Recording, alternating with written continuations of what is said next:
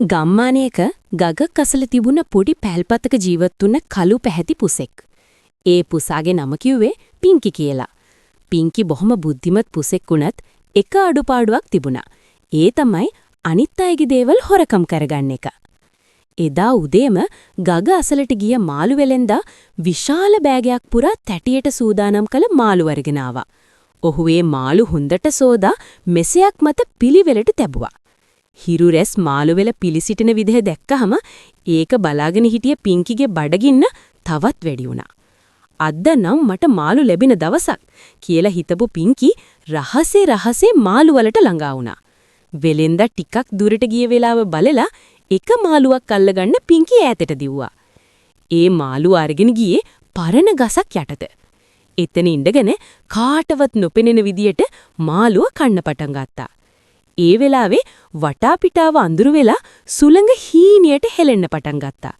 පිංකිට ඒක අමුතු හැඟීමක් වුණත් කෑම නවත්තන්න හිතුවේ නැහැ.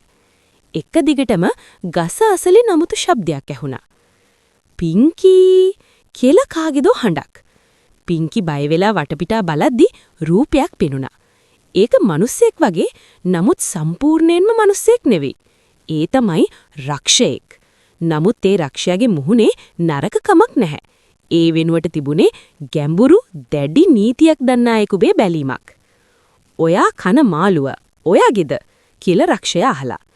පිංකි කම්පණයෙන් "නෑ" කියලා හිස බිමට බැලුවා. "ඒක හොරකම් කළ දෙයක්" කියලා රක්ෂයා කිව්වා. හොරකම් කරලා කන එක කුඩා සත්වෙක් කළත් පව්කාර වැඩක්. පිංකිට ඒ වෙලාවේ තේරුණා තමන් කළ දේ වැරදි කියලා. ඒත් ඒක දැන් වෙනස් කරන්න බැරි වුණා. "මම ඔයාට වේදනාවක් දෙන දඬුවමක් නෙවෙයි" කියලා රක්ෂයා කිව්වා. "නමුත් ඔයාට පාඩමක් ඉගෙනවන්න වෙනවා." ඒ දඬුවම අමුතු එකක්. පිංකිට කිව්වා දින කිහිපයක් වෙලෙන්දාගේ අසලම ඉඳලා ඔහුට උදව් කරන්න කියලා. මාළු ගෙනාම ඒව රැක ගන්න. කිසිම දෙයක හොරකම් නොකර විශ්වාසයෙන් ජීවත් වෙන්න. පළමු දවස් කිහිපේ පිංකිට අමාරු වුණා. බඩගින්න තිබුණත් හොරකම් කරන්න බැරි වුණා. නමුත් කාලයත් එක්ක වෙලෙන්ද පිංකිගේ හැසිරීම දැකලා ඉතිරි වෙන මාළුවල කොටසක් ඔහුට දුන්නා. එතනින් පස්සේ පිංකිට තේරුණා හොරකම් නොකරත් ලැබෙන දේ තියෙනවා කියලා. විශ්වාසය, ඉවසීම, හොඳ හැසිරීම මේවට වඩා වටිනා දෙයක් නැහැ කියලා. අවසන් දවසේ රක්ෂයා නැවතත් පෙනී ඉඳලා "දැන් ඔයා ඉගෙනගත්ත පාඩම මොකද්ද?" කියලා අහලා. පිංකි උත්තර දුන්නා "අනිත් අයගේ දේ හොරකම් කරගෙන ජීවත් වෙන්න බෑ. හොඳකමින් සත්‍යයෙන් ජීවත් වුණාම ලැබෙන දේ තවත් මිහිරි." රක්ෂයා hina වෙලා අතුරුදහන් වුණා.